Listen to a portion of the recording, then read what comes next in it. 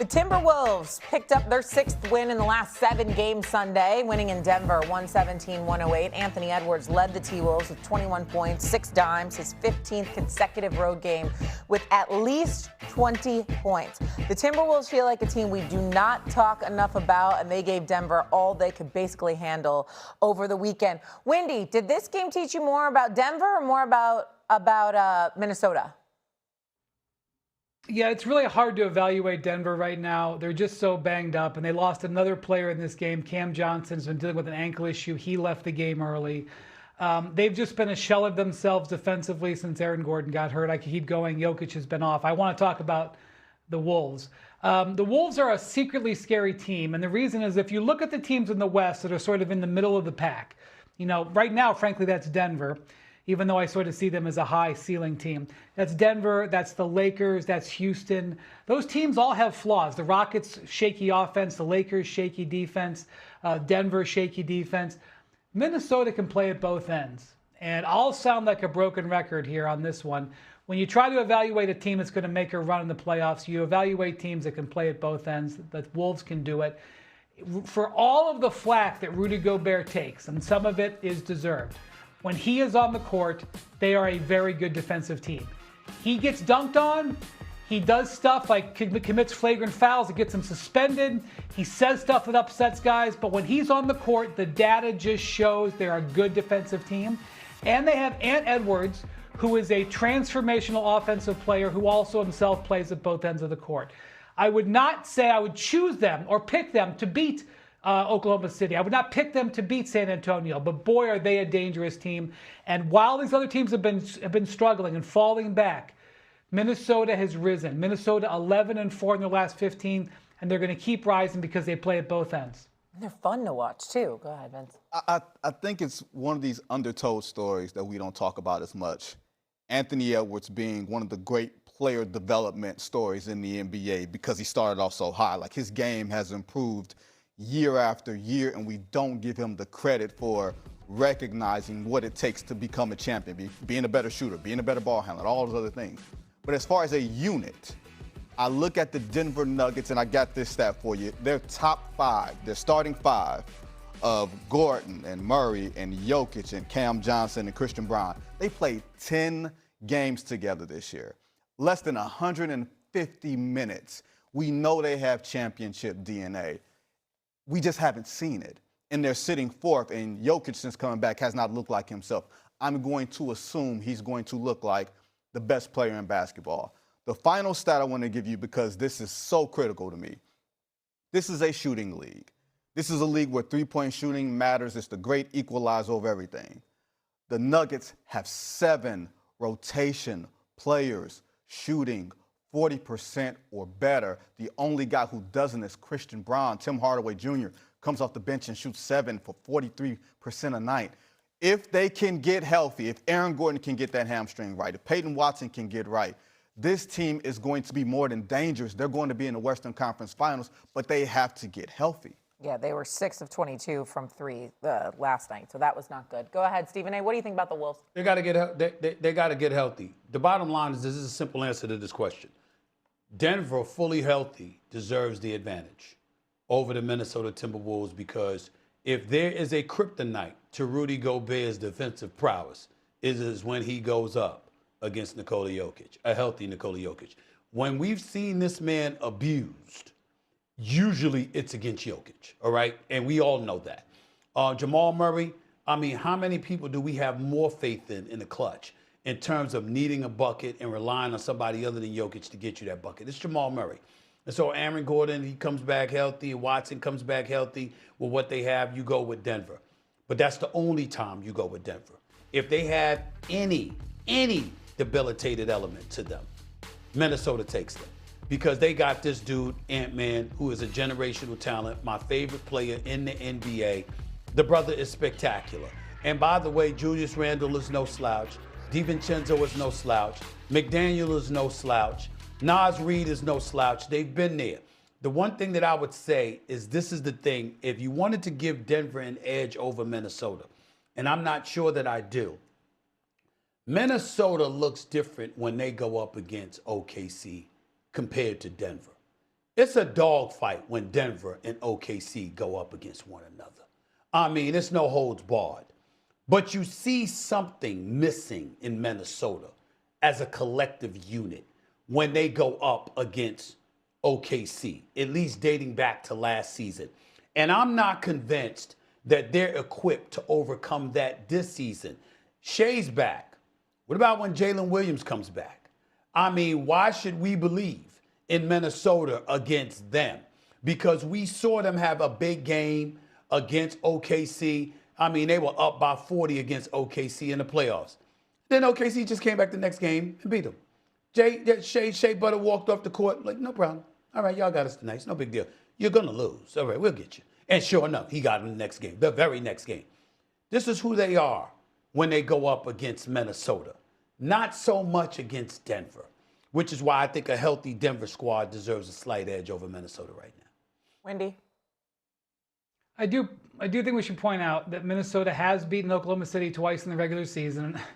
And I'm not going to freak out about regular season stuff, but, you know, whatever that's worth to you.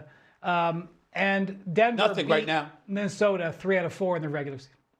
Yeah, Denver beat Minnesota. Yesterday was the first time Minnesota's beaten them.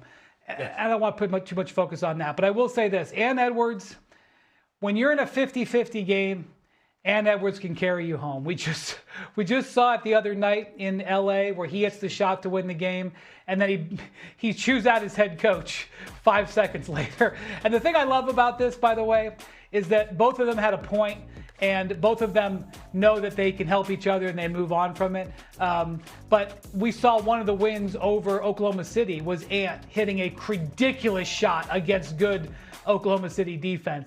So basically is this. If you're Minnesota, what you want, get us into the last minute of 2 or 3 games against Oklahoma City or Denver, and we like our chances. There's going to be a lot that's going to have to happen to get to there, but if you get there, they got the guy who can finish it off. The problem is Jokic in 4 games against the Timberwolves this season, averaging almost 36 points, 15 boards, 11 dimes. First player to average that much against a single opponent in one season French in cuisine. NBA history. French cuisine, Jokic Rudy. issue. That's right. That's right.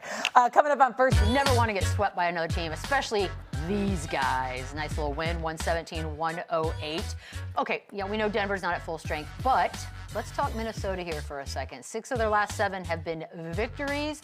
I feel like they sort of quietly have been doing things, and we don't talk much about them. Let's look at the standings for a second. Are we scared of the Timberwolves in about a month?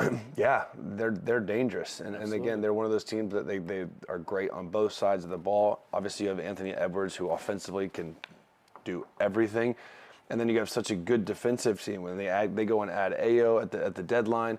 Jaden McDaniels, I think, is the most underrated player in the NBA. And I feel like we have not talked about Julius Randle all season long. And this dude is averaging 22, 7, and 5, and he's being efficient. Like, they are really, really good. And again, this is a nightmare matchup for a lot of these teams in the Western Conference that might be slightly more talented than them and higher expectations. Okay. This is like the one team in the West that I don't want to see. Really? No matter what first round, second round, I do not want to go and beat this team 4 times. Like, it would be like a Denver-Minnesota matchup. Denver has a 3-1. Take 7 games. Like 7 games. Yeah. Oh, yes. Like regular season doesn't matter. 7, you got to get this team in 7 games, and you're going to give them home court advantage as well. And they're a good home court team. They're going to be a dangerous matchup for somebody, especially at this 4-5 matchup. If we continue to see it and we get a 7-game series out of there, I look forward to it. But they definitely are a sleeper pick, and they're 4 and Denver's 5 for a reason. They're playing better basketball right now. They didn't show from the season series that they've had. But if you lock these guys in a room for 7 games, I'd like Minnesota coming out of it. Do you really? I do. Even if Denver's like full strength? We got to see it full strength. I agree Right with now, yeah, I'm basing my opinion off of what I've been able to see from the sample size. Right now, I like Minnesota in that matchup. It's a good I will say we've yet to see kind of like ever since Jokic went out. They were really good when Jokic went out. Yeah, they did Peyton well. Watson was unreal, right? So now I'm excited to see Denver at full strength Same. with Watson, with Aaron Gordon, with Joker. But Good man, one. they're like my Philly of the West. Like those are the 2 sneaky it. picks where like if they're rolling, they are tough to beat. You know, one thing that I see from Minnesota that I can't look around the league and see, they have extreme confidence in themselves. Like even the little dust up that Finch and Ant-Man had.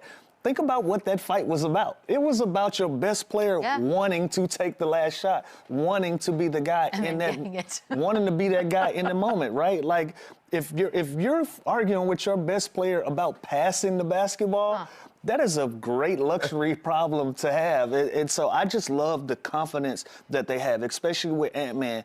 If your best player is going out there and saying, look, I want to take the last shot, and then man enough to go out and say, I was wrong. My coach was right. He was trying to coach me up, but I want to be the guy. I love This it. is what they're here for. That's a mentality that I want to see from the coach, and that's the mentality that I want to see from my star player at the same time. So if I can see that on screen and look at that and say, damn, that's a super confident team. Good And the relationship. best player is confident, and I have a great relationship where I can go out, curse my coach out, apologize to him, and still be cool and say, hey, that's my man. I like it. I like it. Okay, well, go ahead. Well, I just always talk about these coaches that have that personal relationship with you, like a Jamal Mosey, David Fizdale, JB Biggerstaff.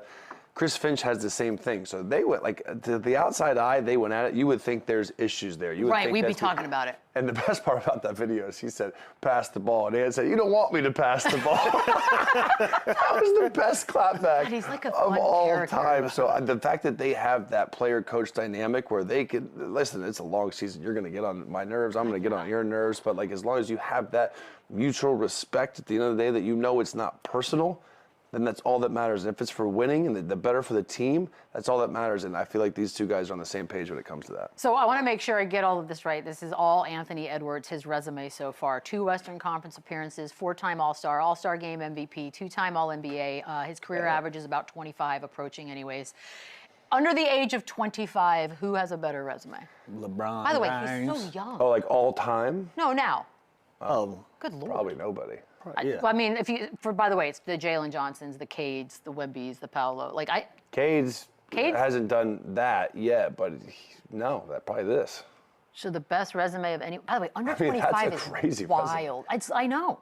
That's what I'm saying. Think That's about. crazy Look, resume. you could see your brain processing it. I know. I mean, no. I love it. didn't really look down love the it. call sheet here to see this, to have other options. Yeah, you didn't go past the B block. No, Shocking. But I mean, that's he's already looking at a shoe in Hall of Fame with that. There you go. That resume already. And he's not Already even in the building. 25. He's Like, not even 20. he's already a kick in for the Hall of Fame. This kid's not going anywhere. And again, Lou just talked about his confidence and just his aura. Like, that's contagious. I bet you that locker room is so fun. I bet I you think that he's practice hilarious. facility is awesome. Like, I bet you there's music going. I bet He's you like there's a good clown. vibes. Like, he's a fun, good he clown. is so I love him. charismatic, and he's good, and he plays defense. So it's like he's just one of the guys, but he's just better than all the guys. Like he's unreal. He is unreal. We love him. This is a pro Ant Edwards show. We're going to take a quick break. Wrap things up on the other side. Run it up.